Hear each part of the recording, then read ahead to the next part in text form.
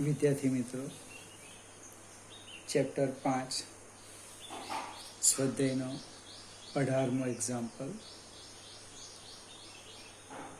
એક લાંબો સીધો તાર પશ્ચિમથી દક્ષિણ તરફ 10 ડિગ્રીથી પૂર્વથી ઉત્તર તરફ 10 ડિગ્રીની દિશામાં 2.5 એમ્પિયર વિદ્યુત પ્રવાહનું વહન કરે છે. આ સ્થળે મેગ્નેટિક મેરિડિયન વિદ્યુત પ્રવાહનું વહન કરે. મેગ્નેટિક ભૌગોલિક મેરિડિયનથી 10 ડિગ્રી પશ્ચિમ તરફ છે. આ સ્થળે પૃથ્વીનું ચુંબકીય ક્ષેત્ર 0.33 ગોસ છે અને ડીપ એંગલ 0 છે. નલ પોઈન્ટ શોધો, એનું સ્થાન શોધવાનું છે. પહેલાં આપણે આકૃતિ જરાક સમજી લઈએ, દિશા નક્કી કરીએ જે આપ્યું છે એ પ્રમાણે. આ આપણે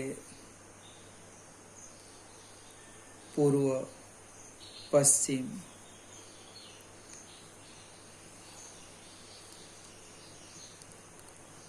ઉત્તર, દક્ષિણ નક્કી કરી દઈએ.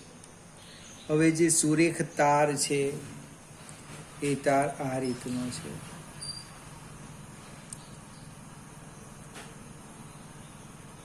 પૂર્વથી ઉત્તર તરફ 10 ડિગ્રી કોણ. પ્રવાહ આમ પસાર થાય છે, આમ આઈ આપણને આપ્યો છે 2.5 એમ્પિયર. સેજ આપણે આગળ જઈએ. ડેક્લિનેશન આપેલું છે 10 ડિગ્રી. ફરીથી આ સ્થળે મેગ્નેટિક મેરિડિયન ભૌગોલિક મેરિડિયનથી 10 ડિગ્રી પશ્ચિમ તરફ, એટલે આપણે આમ લઈ લઈએ. આ આપણું મેગ્નેટિક મેરિડિયન છે ની દિશા. તટસ્થ બિંદુ શોધવાનું છે. નમન કોણ આપેલો છે ડેલ્ટા 0 ડિગ્રી, એટલે આ સ્થળે BH શોધીએ. BH બરાબર B cos ડેલ્ટા. બી પણ આપેલું છે 0.33 ગુણ્યા 10⁻⁻4 ટેસ્લા. કિંમત મૂકો એટલે BH એટલા જ આવશે. 0.33 ગુણ્યા 10⁻⁻4 cos 0 એટલે 0.33 ગુણ્યા 10⁻⁻4 ટેસ્લા. હવે ધારી લઈએ, ધારો કે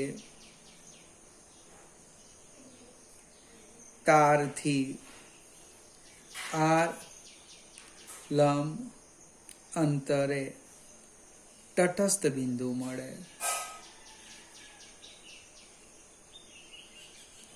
એનો અર્થ થાય તટસ્થ બિંદુ વડે ઉદ્ભવતું ચુંબકીય ક્ષેત્ર બરાબર BH. તટસ્થ બિંદુ પાસે B બરાબર BH થાય તો B એ તાર છે. તાર એટલે μ0 I અપન 2 પાઈ y ની જગ્યાએ અહીં આપણે R લીધું છે બરાબર BH. મારે R શોધવાનો છે. R બરાબર μ0 I અપન 2 પાઈ BH. માંથી BH ની જગ્યાએ B લખાતો તો કંઈ ફેર પડવાનો નહીં હતો, જવાબ આવી જતે. μ0 4 પાઈ into 10⁻⁻7 I 2.5 2 pi into 0.33 into 10⁻⁻4. સાદું રૂપ આપણે આપવા પ્રયત્ન કરીએ. પાઈ ને પાઈ નીકળી ગયા, 4/2 એટલે 2 રહેશે. 2.5 ભાગ્યા 2 એટલે 0.5. 0.5 ભાગ્યા 0.33 એટલે 1.5 થાય છે. 1.5 ઇન્ટુ 10⁻⁷ માંથી 4 જવાના -3 મીટર. અહીંયા આપણે અટકી જવાનું. બહુ આગળ વધવાનું નહીં ને, કામ ભૂલ થાય, તકલીફ પડે. ફરીથી એક વખત 0.5 ભાગ્યા 0.33. આટલા અંતરે આપણને નલ પોઈન્ટ એટલે કે તટસ્થ બિંદુ મળે.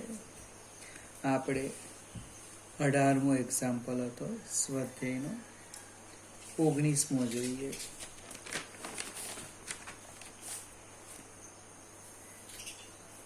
એક સ્થળે આવેલ ટેલિફોનના કેબલમાં 4 લાંબા સીધા અને સમક્ષિતિજ તાર પૂર્વથી પશ્ચિમ તરફ. એટલે આપણે જસ્ટ ફિગર પણ જોતા જઈએ, ખ્યાલ આવે એટલા માટે. આમ લઈએ, આ એક તાર, 2 તાર, 3 તાર અને 4 તાર. જસ્ટ કલ્પના કરીએ, એમ સીધા છે. દરેક તારમાંથી એક જ દિશામાં પ્રવાહ પણ આપેલો છે I. દરેકમાંથી 1 એમ્પિયર પ્રવાહ વહે છે. આ સ્થળે પૃથ્વીનું ચુંબકીય ક્ષેત્ર B આપ્યું છે 0.39 ગોસ છે, એટલે 10⁻⁻⁴ ટેસ્લા. ડીપ કોણ, નમન કોણ આપેલો છે ડેલ્ટા 35 ડિગ્રી. મેગ્નેટિક ડેક્લિનેશન લગભગ 0 છે. આ કેબલની નીચે 4 સેન્ટીમીટર અંતરે પરિણામી ચુંબકીય ક્ષેત્ર શોધો. હવે 4 સેન્ટીમીટર નીચે અહીંયા, તો પહેલા તો આપણે આ દિશામાં અહીંયા B શોધી કાઢીએ. B આપણે તારની દિશા જરાક લખી દઈએ, પૂર્વથી પશ્ચિમ. એટલે પ્રવાહ પણ આમ જાય છે, આમ પૂર્વથી પશ્ચિમ. હવે ચુંબકીય ક્ષેત્રના 2 ઘટક પાડી દઈએ. બીના એક સમક્ષિતિજ ઘટક,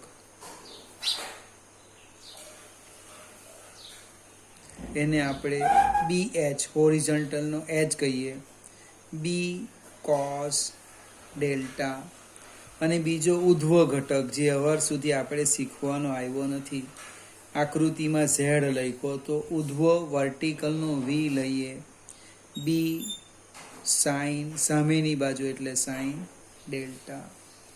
BH 0.39 into 10⁻⁴ cos 35 degree. B 0.39 into 10⁻⁴ sine 35 degree. ફરીથી આ દાખલો સમજવા માટે છે, કારણ કે કોસને સાઇનમાં ફેરવવાનું.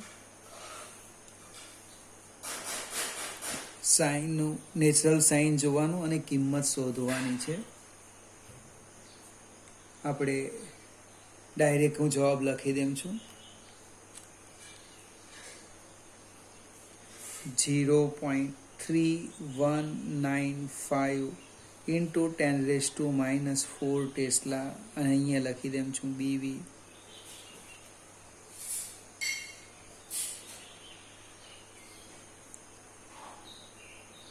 0.224 ઇન્ટુ 10⁻⁴ ટેસ્લા.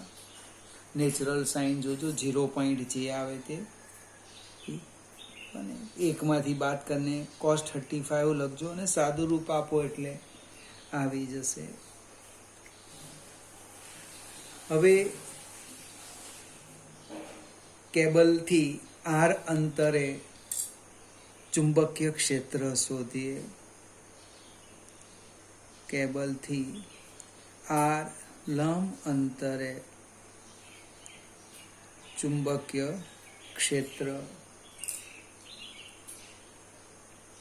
બી બરાબર 4 તાર છે આપણા. બી બરાબર 4 મ્યુ 0 આઈ અપન ટ્વાઇસ પાય આર. આર અહીંયા આપ્યું છે 4 સેન્ટીમીટર અંતરે. અહીં સાઈડ પર લખી દેમ. અહીંયા આર બરાબર 4 ગુણ્યા 10⁻² મીટર. કિંમત મૂકી દઈએ. 4 into મ્યુ 0 4 પાય 10⁻⁷ into પ્રવાહ 1 ampere divide by twice pi into 4 into 10⁻².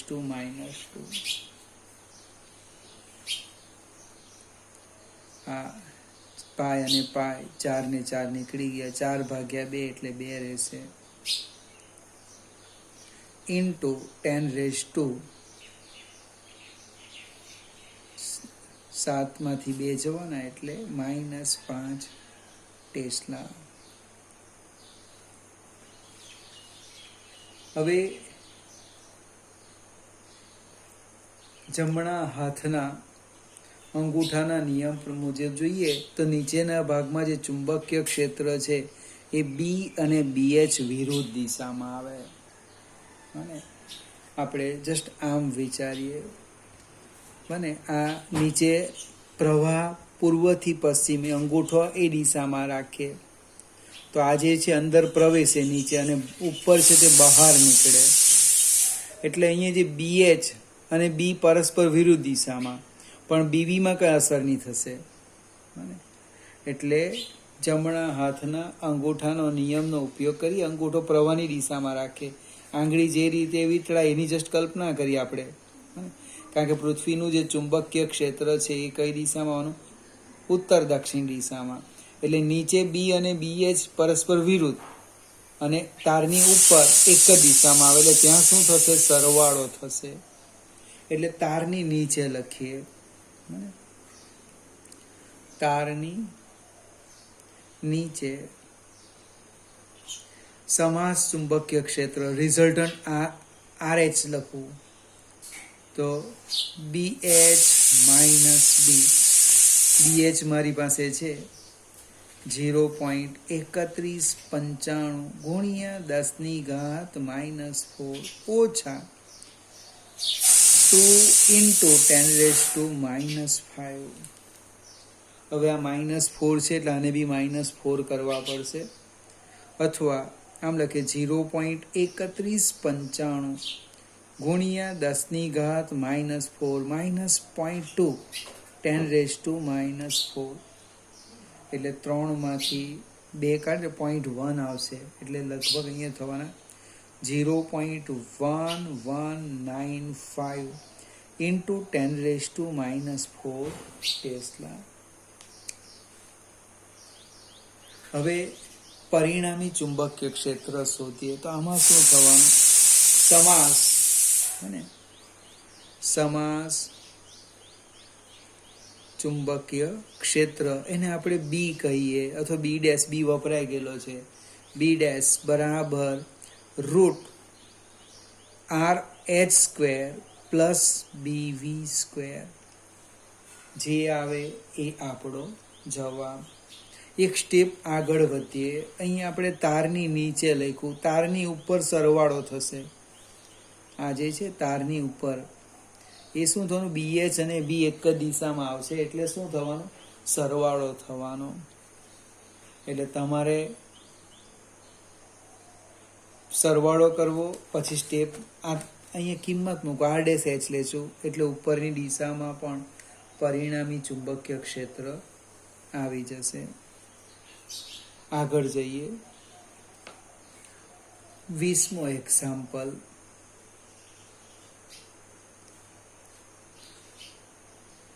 સમક્ષિતિજ સમતલમાં મુક્ત રીતે ભ્રમણ કરી શકે તેવી ચુંબકીય સોયના કંપાસને 30 આંટા અને 12 સેન્ટીમીટર ત્રિજ્યા ધરાવતા વર્તુળાકાર ગૂંચળાની મધ્યમાં મૂકેલ છે.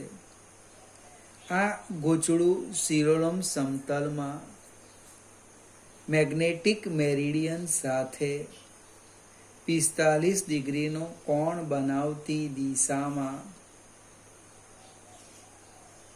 45 ડિગ્રીનો કોણ બનાવતી દિશામાં રાખેલું છે. જ્યારે ગૂંચળામાં પસાર થતો વિદ્યુત પ્રવાહ આટલું હોય ત્યારે આ સોય પશ્ચિમથી પૂર્વ તરફ રહે છે. પશ્ચિમથી પૂર્વ તરફ રહે છે. તો આ સ્થળે પૃથ્વીના ચુંબકીય ક્ષેત્રનો સમક્ષિતિજ ઘટક શોધો. ચાલો આપણે સમજવા પ્રયત્ન કરીએ. ફિગર તો થોડી ટફ થઈ જશે.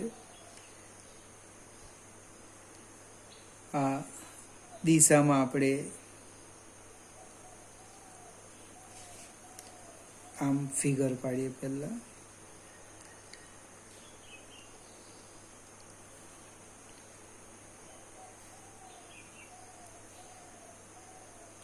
પૂર્વથી પશ્ચિમ દિશા લખીએ અને આપણે BHની દિશા લઈ લઈએ, મેગ્નેટિક મેરિડિયન લઈ લઈએ. અને હવે જે પેલું મેગ્નેટિક મેરિડિયન સાથે જે ગૂંચળું છે એ 45 ડિગ્રીનો કોણ બનાવે એવું કંઈક લખ્યું છે અહીંયા. આ ગૂંચળું છે એ મેગ્નેટિક મેરિડિયન સાથે 45 ડિગ્રીનો કોણ બનાવે. હવે આ ગૂંચળામાં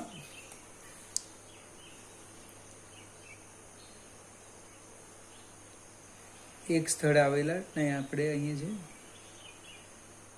ચુંબકીય સોય ગૂંચળામાં મૂકેલી છે. હવે જ્યારે ગૂંચળામાંથી પ્રવાહ પસાર કરવામાં આવે તો જે સોય છે એ પૂર્વ પશ્ચિમ દિશામાં સ્થિર રહે. કહેવાનો અર્થ એવો થાય કે સોય આમ આવી ગઈ, આમ. આ ચુંબકીય સોય ક્યારે પ્રવાહ પસાર કરવામાં આવે ત્યારે સોય પૂર્વ પશ્ચિમ દિશામાં સ્થિર રહે. એટલે બી અહીંયા છે, આને આપણે BH કહીએ. પ્રશ્ન કયો છે? તો આ સ્થળે પૃથ્વીના ચુંબકીય ક્ષેત્રનો સમક્ષિતિજ ઘટક શોધો. હવે પૃથ્વીનું જે ચુંબકીય ક્ષેત્ર છે એ આપણે આશરે લઈ લઈએ, આમ સમજવા પ્રયત્ન કરીએ. હા, અને આ ગૂંચળાના ચુંબકીય ક્ષેત્રનું પરિણામી ક્ષેત્ર તમને આમ મળ્યું, આમ. તો આપણે ફિગર જો કદાચ એક્ઝેક્ટ ફિગર ન પડે તો આમ આ ફિગર લઈ લઈએ.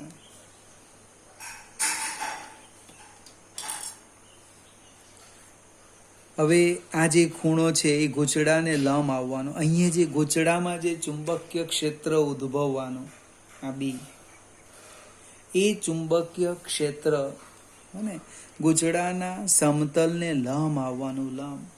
હવે આ જો 45 હોય તો આ પણ 45 થાય, એ 45 હોય તો આ પણ 45 થાય, અને આ જે છે એ 90 છે, 90 ડિગ્રી. આ જે બી ઉદ્ભવવાનું એ ગૂંચળામાંથી તમે પ્રવાહ પસાર કરવાના, તેને કારણે ઉદ્ભવતું ચુંબકીય ક્ષેત્ર તમને કોણ આ દિશામાં લીધું? આ દિશામાં લાવતે તો સોય આ દિશામાં સ્થિર નહીં રહે. આ દિશામાં સ્થિર કેમ રહે? તો કે આ બેનું પરિણામી આ દિશામાં આવી ગયું, પૂર્વ પશ્ચિમ દિશામાં. હવે આ જો BH હોય તો આ પણ કેટલા થાય? BH. આ બી છે. પહેલાં તો આપણે બી શોધી કાઢીએ, પછી આકૃતિ ફરીથી એકવાર સમજાવું. ગૂંચળાના કેન્દ્ર પર ચુંબકીય ક્ષેત્ર બી બરાબર સૂત્ર યાદ આવે તો લખજો μ0 ni અપન ટ્વાઇસ આર અથવા ટ્વાઇસ એ ત્રિજ્યા. તમને લગભગ આંટાની સંખ્યા આપેલી છે n. અહીં હું લખું છું n 30 આંટા છે. ત્રિજ્યા આપી છે r અથવા a. 12 × 10⁻² મીટર. પ્રવાહ પણ આપેલો છે 0.35 એમ્પિયર. કિંમત મૂકી દઈએ 4π into 10⁻⁷ into 30 into 0.35 divided by 2 into 10⁻². r આપણા r છે 12 × 10⁻². સાદું રૂપ આપીએ 4 × 3.14 ગુણ્યા 30 ગુણ્યા 0.35 ભાગ્યા 12 × 24 એટલે જવાબ આવશે 5.495 into 10⁻⁵. 7 માંથી 2 જાય એટલે 5. એટલે કોઈ કેમ પણ લખી દે 5.5 into 10⁻⁵ ટેસ્લા. હવે આપણે 11મા ધોરણમાં જવું પડશે. કોસાઇન અને સાઇન નિયમ મને તો સમજાવું.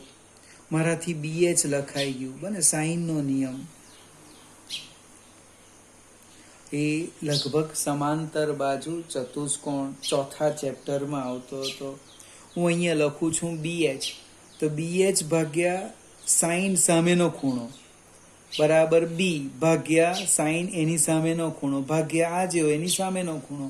તો હું આ રીતે લખી શકું છું કે BH ડિવાઈડ બાય સાઇન 45 બરાબર B ડિવાઈડ બાય સાઇન 90. મારો પ્રશ્ન છે BH શોધવાનો. તો BH હું શોધી કાઢું છું આ રીતે. BH બરાબર B સાઇન 45 સાઇન 91 થશે. એટલે B ની કિંમત તો મારી પાસે છે ત્યારે 5.5 into 10⁻⁵ into 1/√2. સાદું રૂપ આપીએ આપણે 5.5 ભાગ્યા એટલે 3.889 into 10⁻⁵ ટેસ્લા.